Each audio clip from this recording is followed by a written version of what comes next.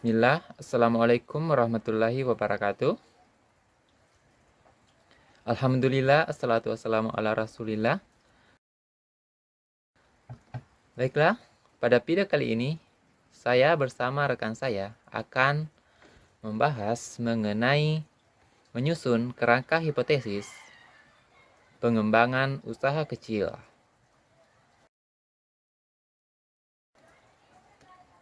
Hal yang perlu diketahui di sini yang pertama yaitu definisi menyusun kerangka hipotesis. Menyusun kerangka hipotesis yaitu mengatur, merencanakan, dan mengarang rancangan anggapan dasar atau dugaan sementara, yakni hipotesis tentang sesuatu hal.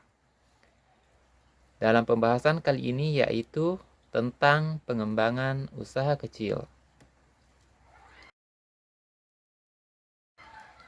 Usaha adalah suatu kegiatan yang di dalamnya mencakup kegiatan produksi dan distribusi dengan menggunakan tenaga, pikiran, dan badan untuk mencapai suatu tujuan.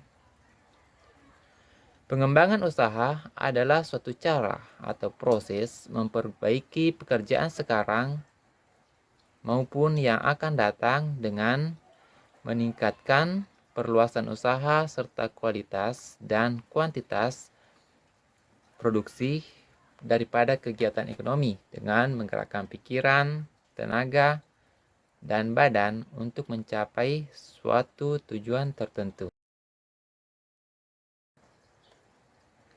Menurut Subagio, secara umum pengembangan usaha dibagi menjadi dua jenis, yaitu pengembangan vertikal, yakni perluasan usaha dengan cara membangun inti bisnis baru yang masih memiliki hubungan langsung dengan bisnis utamanya. Jenis yang kedua yaitu pengembangan horizontal, yaitu pembangunan usaha baru yang bertujuan memperkuat bisnis utama untuk mendapatkan keunggulan komparatif, yang secara lain produk tidak memiliki hubungan dengan core bisnisnya. Menurut Humaisar tahun 2010, berdasarkan caranya, jenis pengembangan usaha ada 3, yaitu yang pertama perluasan ke hulu atau ke hilir. Arah pengembangan usaha ini disesuaikan dengan posisi usaha yang ada saat ini. Jika usaha tersebut berada di hilir, maka pengembangannya ke hulu. Adapun jika perusahaan itu ada di hulu, maka pengembangannya ke arah hilir. Demikian. Yang kedua yaitu diversifikasi usaha. Diversifikasi usaha yaitu mengembangkan usaha ke berbagai jenis usaha. Yang ketiga yaitu menjual bisnis atau franchise. Arti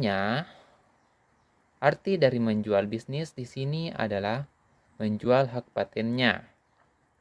Ini dilakukan ketika usaha tersebut sudah memiliki hak paten atas produk atau jasa dan konsep pemasarannya. Kemudian, adapun tentang strategi pengembangan pasar, ada 4 macam di sini. Yang pertama, mengembangkan pasar dari sisi produknya.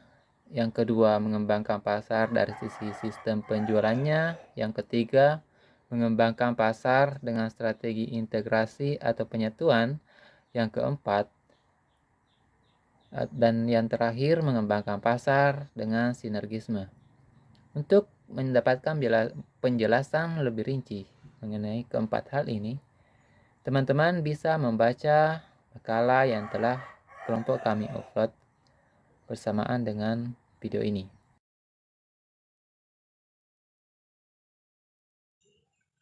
Baik, itulah tadi penjelasan terkait definisi menyusun kerangka hipotesis, jenis-jenis pengembangan usaha, dan strategi pengembangan usaha yang telah dijelaskan oleh rekan saya. Dan selanjutnya saya akan menjelaskan terkait tahap-tahapan pengembangan usaha. di mana menurut Budiarta 2009, seorang pengusaha untuk melakukan pengembangan usaha pada umumnya harus memiliki tahap-tahap pengembangan usaha. Di antaranya, yang pertama, memiliki ide usaha.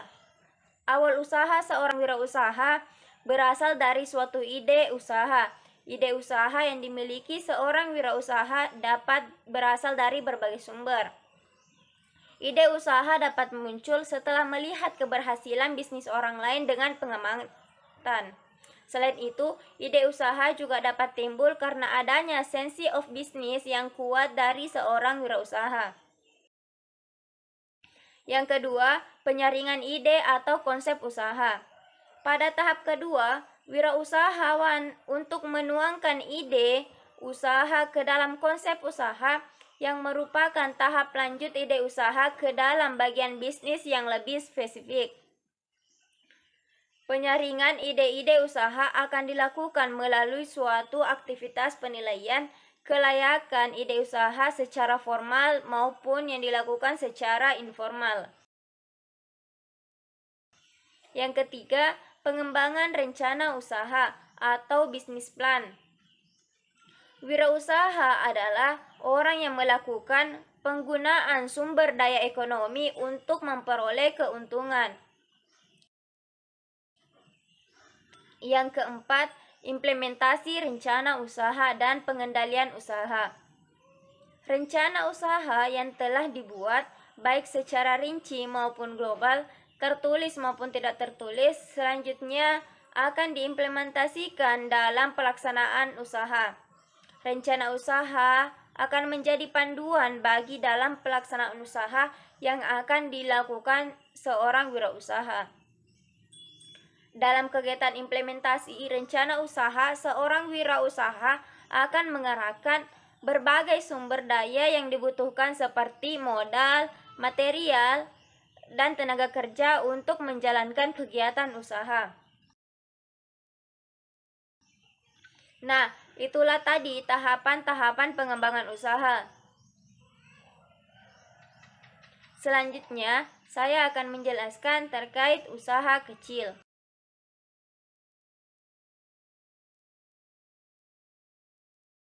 Tentang usaha kecil.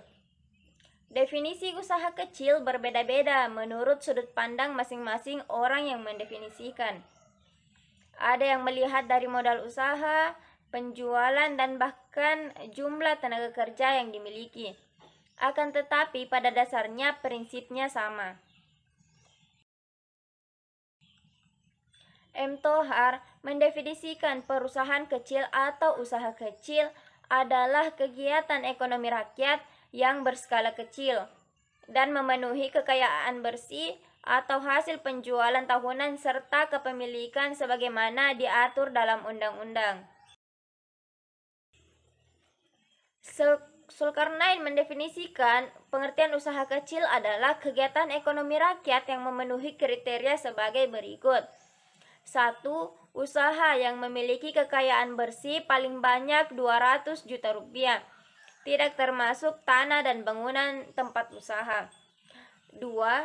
Usaha yang memiliki penjualan tahunan paling banyak 1 miliar rupiah. 3. Usaha yang berdiri sendiri, bukan perusahaan atau cabang perusahaan yang dimiliki, dikuasai atau terafiliasi baik langsung dan tidak langsung dengan usaha menengah atau skala besar. 4. Berbentuk badan usaha yang dimiliki perseorangan, badan usaha yang tidak berbadan hukum dan termasuk koperasi. Nah, dari definisi di atas, usaha kecil dapat disimpulkan bahwa di dalam usaha kecil ada dua hal yang perlu diperhatikan, yaitu pemusatan kepemilikan dan pengawasan di tangan seorang atau beberapa orang, dan terbatasnya pemisahan dalam perusahaan.